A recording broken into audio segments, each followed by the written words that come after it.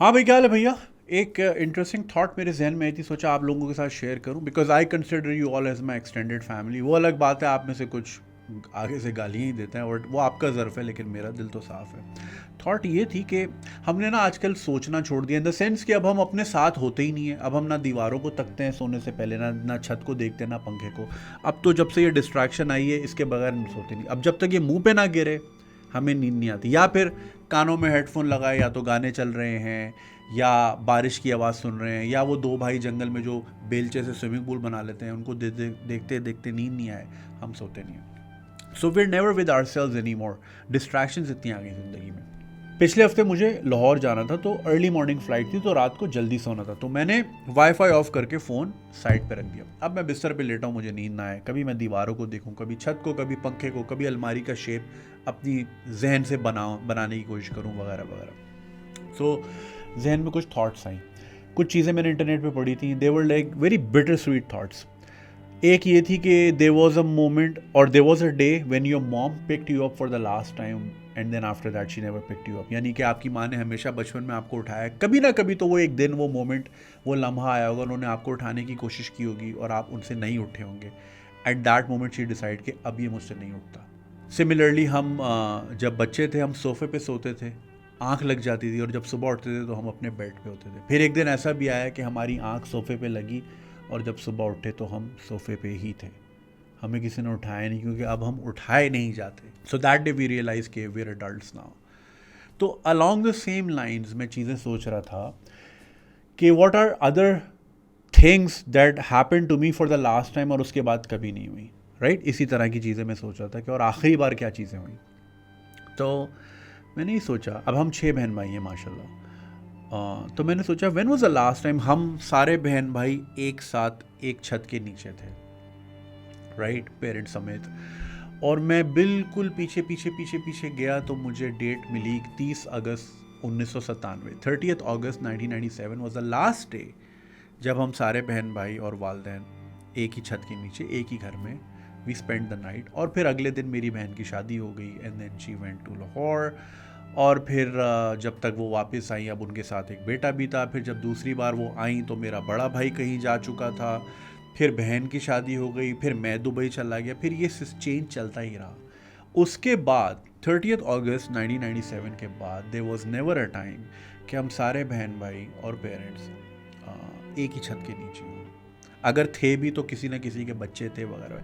Nothing against my nephew and nieces, I love them to bits, मगर वो जो set था ना हमारा, जो हमारा सेट, एक बर्तनों का सेट होता ना, 6 कपों का, 6 मग्गों का, वो वाला सेट दोबारा कभी कंप्लीट नहीं हुआ। और मैं यही सोच रहा था कि 30 अगस्त आखिरी डेट थी।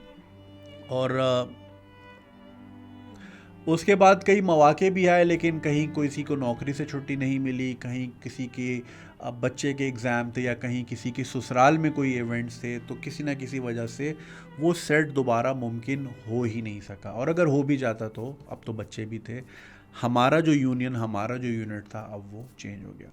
तो मैं यही सोच रहा था, ये ये एक फीलिंग, ये एक माइग्रेशन ही हुई ना एक तरह की। एक माइग्रेशन हमारे दादाओं ने सही थी, दादा दादियों ने, वो बिछड़ के आए थे, कुछ वहाँ रह गए, कुछ बंगाल में रह गए, कुछ कहाँ रह गए, वगैरह वगैरह। फिर एक माइग्रेशन, ये इससे हम सब लोग गुजरते हैं। अगर आप लोगों के भी कम से कम 3-4 बहन भाई हैं तो आप रिलेट कर सकेंगे इस चीज़ से। वो, अब मैं ये सोचता रहा कि इस फीलिंग को क्या, या इसको हम क्या नाम दें। तो मेरे जहन में आया कि इसको हम कहेंगे द डे ऑफ डिस्प्लेसमेंट, यानी the day my family was displaced for ever and ever. It was never the same again. It was better but never the same again. You get what I am saying?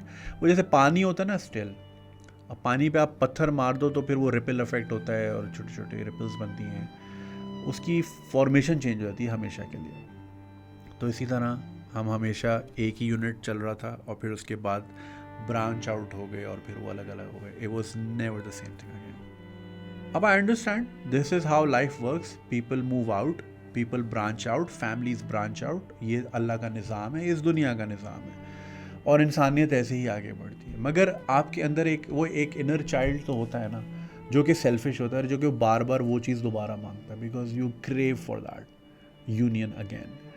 I am sure आप में से बहुत से लोग ऐसे भी होंगे जिनके बहन भाई अब शायद इस दुनिया में ना हो, या जिनके पेरेंट्स अब हयात ना हो, या फिर 20-20 साल से नाराज़ हों, भाई अमेरिका पलट वापस ही नहीं आए, या कोई सऊदी में गया तो वहीं का ही हो गया, अब बात नहीं करते, लड़ाइयाँ हो गई हैं वगैरह वगैरह। आपकी नाराज़गी अपनी जगह, लेकिन डीप डाउन कहीं ना कहीं तो आपको भी फील होता होगा ना यार कि यार आई विश कि हम दोबारा एक छत के नीचे हों और एक ही दस्तरखान पे हों और आपस में मजाक मस्ती करें जैसे हम किया करते थे, और फिर लतीफ़े सुनाएं या गाने गाएं या कोई बात करें, या कोई अब्बू पुराना किस्सा लेके बैठ जाएं और आप सारे बैठ के सुन रहे हो, एंड देन एक एक करके लोग गिरना शुरू हो जाएं, सो जाएं, और सुबह उठें तो हलवा पूरी रेडी हो या चाय पराठा आया हुआ हो, और फिर आप दोबारा नाश्ता करें। The same set of people, right, are people